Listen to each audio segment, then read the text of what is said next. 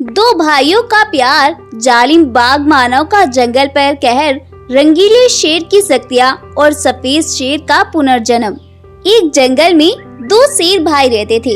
एक भाई बिल्कुल काले रंग का और दूसरा भाई बिल्कुल सफेद रंग का था। उनके रंग में इतना फर्क होने के बावजूद भी उन दोनों भाइयों में बहुत प्यार था और वो एक दूसरे से बहुत मोहब्बत करते थे और एक दूसरे का ख्याल रखा करते थे। जंगल के सभी जानवर अक्सर ही उन दोनों भाइयों के बारे में बातें करते रहते थे और उन दोनों भाइयों में काले गोरे का भेद किया करते थे। लेकिन इस बात से कभी भी उन दोनों भाइयों पर कोई फर्क नहीं पड़ता था और उनका विश्वास और प्यार और भी ज्यादा बढ़ता था। ऐसे ही दिन बीत रहे थे। एक दिन वो दोनों भाई जंगल में शेर पर निकलते हैं और जंगल में घूमने लगते हैं। तभी कुछ दूर चलने पर वहाँ खड़े कई सारे जानवर उनके बारे में बातें बनाने लगते हैं और उस झुंड से एक भैंस बोलती है, अरे दोस्तों, ये देखो कालू शेर जा रहा है। वैसे कुदरत ने भी इनके साथ क्या किया है, एक को इतना हुस्न दिया और दूसरे को अंधेरा ही बना दिया। वो दोनों भाई उस भैंस को ये सब कहता देखकर वहाँ से चले जाते हैं और अपनी गुफा पर जाकर काला शेर अपने भाई सफेद शेर से बोलता है, मेरे प्यारे भाई सफेद शेर, मुझसे अब ये जंगल के जानवरों का मुझ पर तंज करना बर्दाश्त नहीं होता, इसीलिए मैं इस जंगल को छोड़कर जा रहा हूँ। अगर तुम्हें मेरी कभी भी जरूरत पड़े तो मेरे भाई, तुम्हारे लिए मेरी जान भी हाजिर है। अरे भाई, ये तुम क्या बोल रहे हो? जंगल के जानवरों का क्या? मैंने तो तुम्हें कभी कुछ नहीं बोला ना। मैं तुम्हारे बिना कैसे रहूँगा भाई? अरे तुम अकेले क्यों हो? मैं तुमसे मिलने आता रहूँगा। ऐसा बोलकर काला शेर जंगल में निकलता है और बेचारा सफेद शेर सहमा सा रह जाता है और अपने भाई को जाता हुआ देखकर उसकी आंखें भर आती हैं। उधर उनके जंगल में एक जालिम बाघ मानव घुस आता है और वह जंगल के जानवरों को मारने लगता है। अब आएगा मजा। अब मैं इस पूरे जंगल पर राज करूंगा। अब जल्दी से चलकर इस जंगल के राजा को ढूंढता हूँ और फिर पहले उसे खत्म करता हूँ। ऐसा बोलकर वो जंगल में आगे बढ़ता है। काला शेर जब जंगल से जा रहा होता है तो वह बहुत दुखी था और उसे अपने भाई की चिंता हो रही थी। तभी अचानक से उसकी नजर घायल पड़े बाघ पर जाती है। उस घायल बाघ को देखकर काला शेर तुरंत ही उसके पास जाता है और उससे बोलता है, अरे बाघ भाई, तुम्हें क्या हुआ? तुम्हें इतनी चोट कैसे आई है? क्या मैं तुम्हारी कोई मदद कर सकता हूँ? काले शेर का ऐसा बोलना था कि वह बाघ तेज रोशनी के साथ एक रंगीले शेर में बदल जाता है और काले शेर से बोलता है, मैं एक जादुई शेर हूँ, बताओ मैं तुम्हारी क्या मदद कर सकता हूँ? अगर तुम चाहो तो मैं तुम्हें अपनी शक्तियों से बिल्कुल सफेद रंग दे सकता हूँ और तुम्हें इस काले रंग से मुक्ति दिला सकता हूँ। अरे नहीं रंगीले शेर भाई, मुझे आपसे कुछ नहीं चाहिए। मुझे ऊपर वाले ने जैसा भी बनाया है और जैसा भी रूप दिया है, मैं उसी में बहुत खुश हूँ। वो दोनों ऐसी बातें कर रहे थे और उस जालिम बाघ मानव ने सफेद शेर को ढूंढ लिया था। जैसे ही सफेद शेर उसे दिखाई पड़ता है, वह तुरंत ही जाते ही उस पर हमला कर देता है और सफेद शेर पर हमला करके उसे मार डालता है। उधर काले शेर के दिल में बेचैनी होने लगती है और उसे लगता है कि मेरा भाई किसी मुसीबत में है और वह रंगीले शेर को लेकर तुरंत ही अपने भाई के पास जाता है और वहां जाकर देखता है कि उस जालिम बाघ मानव ने उसके भाई को मार डाला है। रंगीला शेर जब ये सब देखता है तो वह तुरंत ही अपनी शक्तियों से उस जालिम बाघ मानव को मार डालता है और फिर काला शेर उससे बोलता है, रंगीले शेर भाई, आपने बोला था कि मुझे जो मांगना है मैं मांग सकता हूँ। मैंने तब तो आपसे कुछ नहीं मांगा, लेकिन अब अगर आप मेरे भाई को नई जिंदगी दे सकते हो तो मैं आपका ये एहसान जिंदगी भर नहीं भूलूंगा। उसका ऐसा बोलना था कि रंगीला शेर तुरंत ही अपनी शक्तियों से सफेद शेर को ठीक कर देता है और वह फिर से जिंदा हो जाता है और रंगीला शेर अपनी शक्तियों से वहां से गायब हो जाता है और अब फिर से वो दोनों भाई एक साथ उस जंगल में रहने लगते हैं। अगली सुबह होती है और जंगल के सभी जानवर उन दोनों भाइयों की गुफा में इकट्ठा होते हैं और वो सभी जानवर बहुत शर्मिंदा होते हैं और काले शेर और सफेद शेर से माफी मांगते हैं। हमें माफ कर दो काले शेर भाई, अगर तुम ना होती तो ना जाने हमारी जंगल का क्या होता। हमने तुम्हें बहुत तंग किया और तुम्हें बहुत परेशान किया, प्लीज हमें माफ कर दो भाई। जानवरों को ऐसा बोलते देखकर काला शेर और सफेद शेर उन्हें माफ कर देते हैं और इसके बाद से वो दोनों भाई और जंगल के सभी जानवर फिर से मिलजुल कर उस जंगल में रहने लगते हैं। शिक्षा। इस कहानी से हमें शिक्षा मिलती है कि कुदरत ने हमें जो भी रंग रूप दिया है, कम है या ज्यादा, हमें उसी में ही खुश रहना चाहिए और खुद को किसी से कमतर नहीं समझना चाहिए। सुंदरवन जंगल में मीनू शेरनी अपने 3 बच्चों के साथ रहती थी। मीनू शेरनी के तीनों बच्चे बहुत ही खूबसूरत थे। वो सभी रंगीन अद्भुत शेर थे, इसीलिए शेरनी ने अपने बच्चों के नाम भी इतने ही खूबसूरत रखे हुए थे। एक का नाम था हीरा, जो कि नीले रंग का शेर था, और एक का नाम था शेरू, जो कि पिंक रंग का शेर था, और तीसरे का नाम था भीमा। भीमा भी किसी से कम न था। उसका रंग तो बिल्कुल सोने के जैसे चमकता हुआ था। वह गोल्डन कलर का शेर था। शेरनी अपने इतने खूबसूरत बच्चों को पाकर बहुत खुश थी और उतनी ही उदास भी थी, क्योंकि शेरनी के पति सिम्बा शेर और उस जंगल के राजा शेर कुछ दिन पहले ना जाने कहां चले गए थे और वह आज तक भी अपनी पत्नी के पास नहीं आए थे। सिम्बा शेर ने तो अपने इतने खूबसूरत बच्चों को भी नहीं देखा था। यही वजह थी कि शेरनी को इतना कुछ मिलने के बाद भी वह दिल से खुश नहीं थी। वो बेचारी पूरा टाइम बस अपने पति के आने का इंतजार करती थी और साथ ही अपने बच्चों के लिए फिक्रमंद भी रहती थी, क्योंकि उसके इतने खूबसूरत बच्चों को कोई भी नुकसान पहुंचा सकता था। इसीलिए शेरनी उन्हें कभी भी अपनी गुफा से बाहर नहीं जाने देती थी और ना ही वो उन्हें कभी भी अपने साथ जंगल ले जाया करती थी। शेरनी के बच्चे भी अक्सर ही अपनी माँ से अपने बाबा के बारे में पूछते रहते थे। मामा, हमारे बाबा कहाँ हैं? वो हमारे पास क्यों नहीं आते हैं? हमने तो आज तक भी अपने बाबा को नहीं देखा है। अरे बेटा, तुम्हारे बाबा किसी काम से दूसरे जंगल गए हैं। वो जल्द ही वापस आ जाएंगे और तुम परेशान ना हो, फिर हम सब मिलकर खूब खेलेंगे। शेरनी बेचारी ये सब बोलकर अपने बच्चों को दिलासा देती है और खुद वो बहुत परेशान हो जाती है और भगवान से अपने पति के आने की प्रार्थना करने लगती है। तभी कोई चमत्कार होता है और शेरनी को दूर से सिम्बा शेर आता हुआ दिखाई पड़ता है।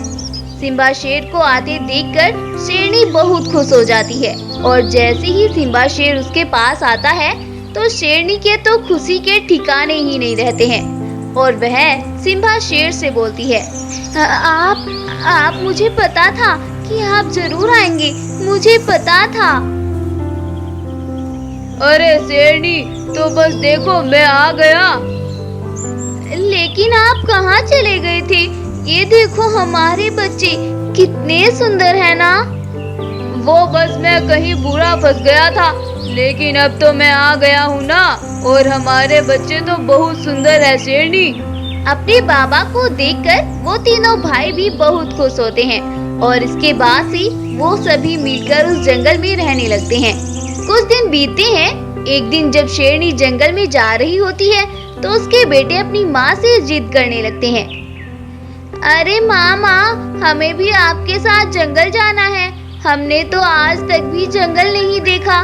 पहले तो आप बोलती थी कि जब तुम्हारे बाबा आ जाएंगे तब मैं तुम्हें जंगल लेकर जाऊंगी।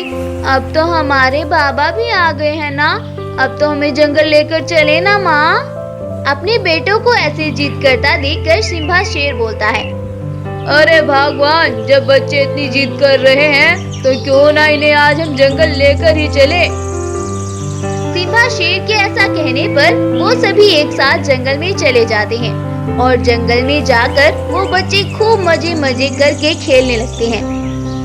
लेकिन बदकिस्मती से उन्हें खेलता हुआ उस जंगल का जालिम बाघ देख लेता है और वह तुरंत ही उन्हें मारने का प्लान बना लेता है और वह मन ही मन सोचता है, अरे वाह, ये बच्चे कितने खूबसूरत हैं। इनका मांस तो बहुत मुलायम होगा। अगर मुझे इनका मांस खाने को मिल जाए मैं तो धन्य हो जाऊं। वो ऐसा सोच ही रहा था कि सफेद शेर की नजर उस पर चली जाती है और वह चौकन्ना हो जाता है और अपने बच्चों को लेकर वहां से चल देता है। अपनी गुफा में पहुंचकर सफेद शेर को उस बाघ का ही डर सताता रहता है। उसकी आंखों में शिकार करने का लालच था। वो उसे साफ दिख रहा था, इसीलिए वह अपने बच्चों का और भी ज्यादा ख्याल रखने लगता है। और रात में भी जब वो तीनों बच्चे सो जाते हैं तब भी शेर को नींद नहीं आती है और उसे खुटका हो रहा था कि कभी वह जालिम बाघ रात होने पर उसके बच्चों पर हमला न कर दे। अगली सुबह होती है और शेरनी जंगल से खाना लेने के लिए निकलती है। तभी शेरनी का एक बेटा शेरनी से बोलता है, अरे मामा, हमें भी जंगल जाना है। कल हमने जंगल में बहुत मजे किए और आज तो आप हमें शिकार करना सिखाना। अपने बेटे को ऐसा बोलते देखकर शेरनी उन तीनों भाइयों को अपने साथ ले लेती है और वहाँ से जंगल के लिए निकलती है। सफेद शेर भी उनके पीछे पीछे जंगल में निकलता है। जब शेरनी बच्चों को शिकार करना सिखा रही होती है तो वह बाघ वहाँ पर आ जाता है। उस जालिम बाघ को देखकर शेरनी डर जाती है और वह अपने बच्चों से बोलती है, बेटा चलो यहाँ से, अब बहुत खेल लिए। शेरनी को ऐसा कहते देखकर बाघ बोलता है, अरे शेरनी जी, कहाँ जाती हो? अभी तो मुझे तुम्हारे एक बेटे का शिकार भी करना है। रुको जरा, सब्र करो, इतनी भी क्या जल्दी है। ऐसा बोलकर वह जालिम बाघ तुरंत ही शेरनी पर हमला कर देता है और शेरनी भी बाघ से कम ना थी। वह भी बाघ के साथ लड़ने लगती है। शेरनी के बेटे ये सब देखकर बहुत डर जाते हैं और वह खूब जोर जोर से रोने लगते हैं। लेकिन उन दोनों में लड़ाई और भी बढ़ती ही जाती है। इस लड़ाई में शेरनी घायल हो जाती है और वह नीचे गिर जाती है। अब बाघ का रास्ता साफ हो जाता है और वह बच्चों की ओर बढ़ता है। तभी अचानक से वहाँ पर सफेद शेर आ जाता है और वह पीछे से बाघ पर हमला कर देता है और उस जालिम बाघ को वहीं पर मार डालता है। बाघ के मरने के बाद सफेद शेर जल्दी से शेरनी को अपनी पीठ पर लाद कर और हकीम भालू को दिखाकर अपनी गुफा में वापस लाता है और उसे आराम करने के लिए जमीन पर लेटा देता है और वो सभी शेरनी का अच्छे से ख्याल रखने लगते हैं। कुछ दिन बाद शेरनी बिल्कुल ठीक हो जाती है और शेरनी के बेटे भी अब बड़े हो जाते हैं। शेरनी के ठीक होने पर वो सभी बहुत खुश होते हैं और फिर से वो सभी खुशी खुशी उस जंगल में रहने लगते हैं। अब जब भी कभी शेरनी को कहीं जाना होता है तो सिम्बा शेर उसके साथ जाता है और उनका ख्याल रखता है। गोल्डन शेर का पुनर्जन्म और जालिम बाघ ने मचाया जंगल में कहर। जंगल में बहुत शांति थी। कोई भी जानवर उस पूरे जंगल में टहलता हुआ दिखाई नहीं पड़ रहा था। शायद सभी जानवर अपनी गुफा में सो रहे थे या फिर उन पर कोई मुसीबत आन पड़ी थी। तभी एक हिरन अचानक से जाने कहां से निकल कर आती है और वह बेचारी एकदम से बाघ के हत्थे चढ़ जाती है और वह उस हिरन का बहुत ही बेरहमी से शिकार कर लेता है। यही कारण था कि जंगल का कोई भी जानवर अपने घरों से बाहर नहीं निकल रहा था और क्योंकि ये बाघ बहुत ही जालिम था, यह किसी भी जानवर पर रहम नहीं खाता था और उसका बेरहमी से शिकार कर लेता था। और बदकिस्मती से यह बाघ ही इस जंगल का राजा था। इस जालिम का खौफ जंगल में इस कदर फैला हुआ था कि सभी जानवर अपने बिलों और गुफाओं से बाहर ही नहीं निकलते थे और जो कोई भी जानवर बाहर निकलता था उसे ही वह अपना शिकार बना लेता था। जंगल के सभी जानवर बहुत परेशान थे और भगवान से अपने जंगल में रहम की दुआ कर रहे थे कि किसी तरह उनके जंगल में भी शांति हो जाए। एक दिन उनके जंगल में दूसरे जंगल से चलता हुआ एक गोल्डन शेर आ जाता है। उस गोल्डन शेर को देखकर जंगल का कोई भी जानवर उससे डरता ही नहीं है। वह गोल्डन शेर भी जानवरों का ये रवैया देखकर हैरान हो जाता है और वह अपने मन ही मन में सोचता है, अरे ऐसा क्या, इस जंगल का कोई भी जानवर मुझसे नहीं डर रहा है, वरना शेर को देखकर तो जंगल का कोई भी जानवर टिक ही नहीं पाता है। चलो जो भी, मुझे इससे क्या लेना, मैं तो इस जंगल में सैर पर आया था और मुझे तो शाम होते होते अपने जंगल भी पहुंचना है, जल्दी से चलता हूँ। वो ऐसा बोलकर वहाँ से जाने लगता है कि तभी गोल्डन शेर के पास एक भैंस दौड़ती हुई आती है और वह हाँफते हुए शेर से बोलती है, अरे अरे महाराज, आप आ गए। मुझे पता था कि आप जरूर आएंगे और हम लाचारों पर भी भगवान का कोई करम जरूर होगा। अरे अरे भैंस बहन, ये तुम क्या बोले जा रही हो? पहले तुम थोड़ी देर तक सस्ता लो, मुझे लगता है कि तुम बहुत दूर से दौड़ती चली आ रही हो। अब तो मैंने सस्ता लिया, आप जो मुझे दिख गए। इतने दिन से हम यहाँ गुर्बत की जिंदगी गुजार रहे हैं, अब तो हमें अपना मसीहा सामने दिखा है और मैं इस मौके को गंवाना नहीं चाहती हूँ। अरे भैंस बहन, ये तुम क्या बोले जा रही हो? मेरी कुछ भी समझ नहीं आ रहा है, क्या तुम मुझे कुछ समझाओगी? महाराज, आप ही हमारे जंगल के राजा हुआ करते थे। तब हमारा जंगल बहुत खुशहाल था और सभी जानवर भी इस जंगल में बहुत खुश थे। लेकिन उस जालिम बाघ ने इस जंगल का राजा बनने के चक्कर में आपके बेटे, पत्नी और आप सभी को धोखे से मार डाला था। अब आपका पुनर्जन्म हुआ है। महाराज, प्लीज आप हमें बचा लीजिए। भैंस के ऐसा कहने पर शेर भी सोच में पड़ जाता है और उसे भी बीती बातें कुछ याद आने लगती है। और कुछ देर बाद जब वो जंगल में घूम रहा होता है तो उसे वह गुफा दिखाई पड़ती है जहाँ पर वो अपने परिवार के साथ रहता था और उसे सब कुछ याद आ जाता है।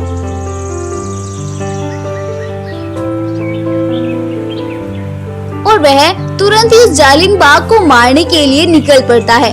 गोल्डन शेर पूरे गुस्से में बाघ की गुफा की ओर बढ़ रहा था, लेकिन वह उस बाघ की जादुई शक्तियों के बारे में बिल्कुल अनजान था और ना ही उस भैंस ने उस बाघ की जादुई शक्तियों के बारे में गोल्डन शेर को आगाह किया था।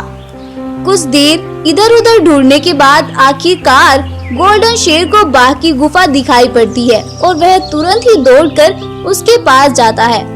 बाघ गोल्डन शेर को देखकर हैरान हो जाता है और वह मन ही मन सोचता है, अरे ये इसे और इसके परिवार को तो मैंने बहुत दिन पहले मार दिया था, लेकिन अभी यहाँ कैसे?